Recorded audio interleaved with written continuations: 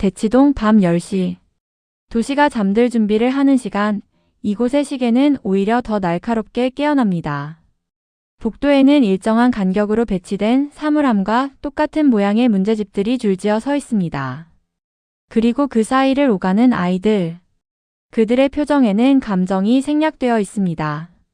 마치 거대한 기계장치의 부품처럼 혹은 목적지를 잊은 채 앞선 개미의 뒤를 쫓는 개미 군단처럼 그들은 정해진 궤도를 따라 움직입니다. 하지만 잠시 멈춰서서 이 기이한 정적과 소음의 조화를 바라본다면 우리는 묻지 않을 수 없습니다. 우리는 이 풍경을 열정이라 부르고 때로는 희망이라 정의합니다. 이 아이들은 무엇을 위해 자신의 가장 빛나는 시간을 연소시키고 있는가? 그리고 그 연소의 끝에 남는 것은 무엇인가? 미셸 푸코는 그의 저서 감시와 처벌에서 현대 사회의 권력이 어떻게 인간을 길들이는지 설명했습니다. 그는 파놉티콘 PANOPTICON이라는 원형 감옥의 개념을 빌려와 누군가 보고 있다는 느낌만으로도 인간이 스스로를 규제하고 복종하게 만드는 구조를 분석했죠. 대치동의 강의실은 현대판 파놉티콘의 완벽한 재현입니다. 아이들은 단순히 강사의 눈만을 의식하지 않습니다. 옆자리에 앉은 친구의 필기속도, 복도에 붙은 성적표의 숫자, 그리고 부모님의 기대 섞인 한숨이라는 보이지 않는 시선들이 그들을 사방에서 에워쌉니다. 이 구조 속에서 아이들은 스스로를 교정하기 시작합니다. 질문하기보다는 정답을 찾는 법을, 생각하기보다는 암기하는 법을 선택합니다.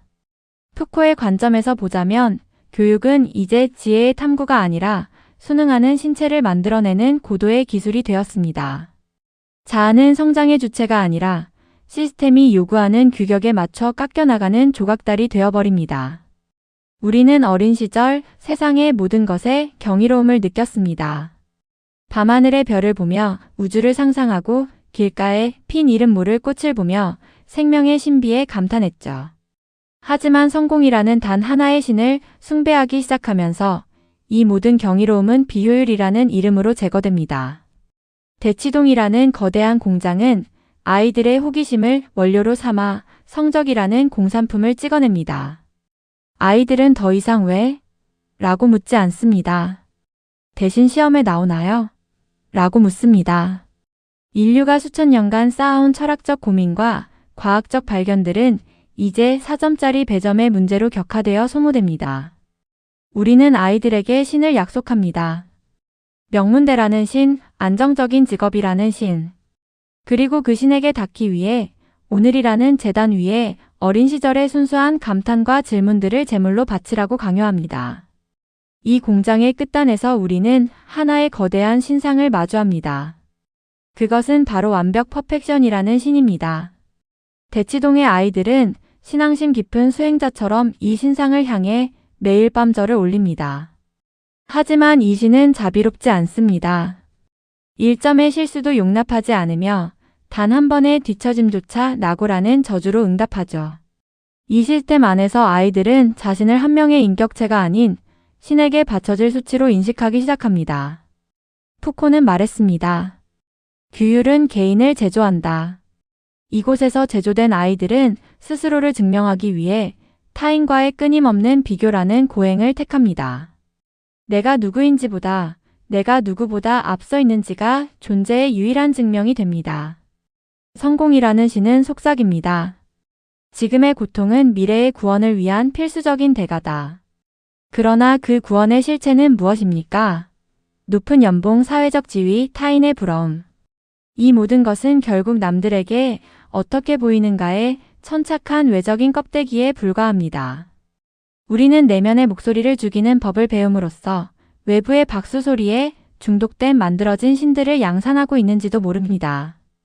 표준화된 시험지와 정해진 정답지는 아이들의 영혼을 사각형의 틀 안에 가둡니다. 틀 밖으로 삐져나오는 모든 개성과 질문은 오답으로 간주되어 잘려나갑니다.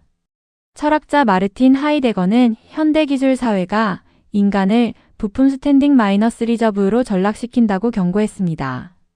대치동의 아이들 또한 마찬가지입니다. 그들은 언제든 대체 가능한 지식의 저장고이자 입시라는 거대한 산업을 돌리기 위한 자원으로 취급됩니다. 하지만 인간의 본성은 그리 단순하지 않습니다. 규격화된 틀 속에서도 갈증은 생겨납니다.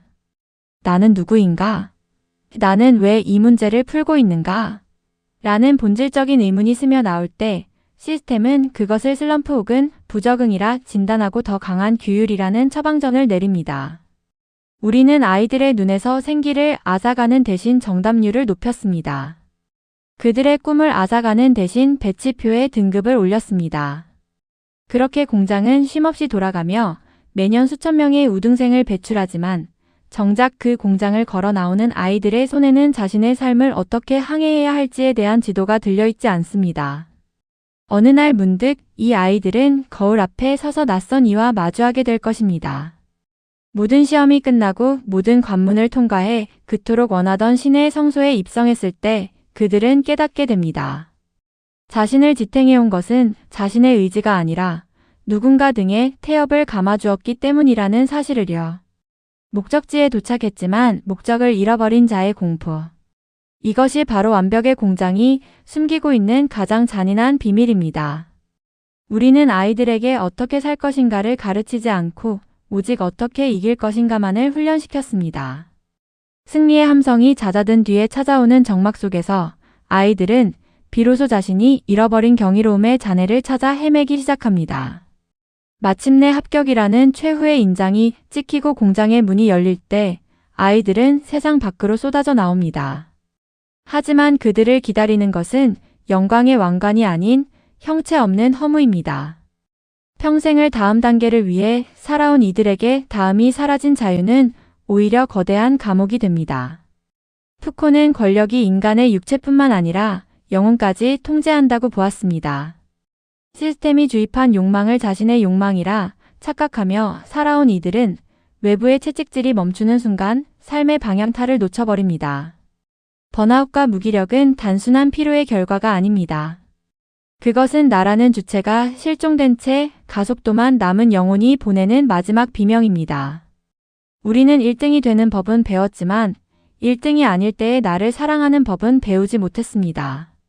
정답을 맞히는 기술은 익혔지만 정답이 없는 삶의 모호함을 견디는 근육은 기르지 못했습니다. 그렇게 만들어진 신들은 사실은 스스로 일어서는 법조차 잊어버린 가련한 거인들에 불과했음을 깨닫게 됩니다. 그렇다면 이 견고한 공장의 벽을 허물 방법은 없는 것일까요? 푸코는 만년의 자기 돌봄 케어 어브 더 셀프이라는 개념에 천착했습니다. 이는 이기적인 자기만족이 아닙니다. 타인이 주입한 규율과 시선에서 벗어나 나만의 윤리와 가치를 세우는 주체적인 예술로서의 삶을 의미합니다. 공장의 문을 여는 열쇠는 외부에 있지 않습니다. 그것은 시스템이 무가치하다고 낙인 찍은 것들에 다시 가치를 부여하는 용기에서 시작됩니다. 남들보다 늦게 가는 불안함을 견디는 것, 효율적이지 않은 취미에 몰입하는 것, 그리고 무엇보다 쓸모없는 질문을 던지기를 멈추지 않는 것입니다. 우리는 다시 경이로움을 회복해야 합니다.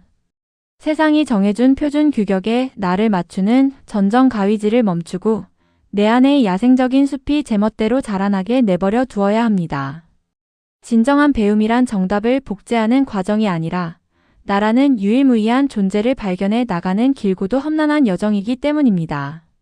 대치동의 불빛은 오늘 밤도 꺼지지 않을 것입니다. 성공이라는 신은 여전히 새로운 재물을 요구하며 우리를 유혹하겠죠. 하지만 기억하십시오. 당신은 제조되는 부품이 아니며 누군가의 기대를 투영하기 위한 스크린도 아닙니다. 완벽해질 필요는 없습니다. 오히려 우리를 아름답게 만드는 것은 시스템이 지우려 했던 그 불완전함과 균열입니다. 그 틈새를 통해 비로소 진실한 자아의 빛이 새어나오기 때문입니다. 이제 개미 군단의 행렬에서 잠시 이탈해 보십시오. 정해진 궤도를 벗어날 때 느끼는 그 서늘한 공포야말로 당신이 살아있다는 가장 확실한 증거입니다. 당신의 인생은 누군가 채점할 수 있는 시험지가 아니라 당신만이 써 내려갈 수 있는 단 한 권의 철학서입니다. 공장의 소음이 잦아든 자리, 그 정적 속에서 당신만의 목소리를 들어보십시오. 그곳에 당신이 그토록 오래전에 잃어버렸던 진짜 경이로움이 기다리고 있을 것입니다.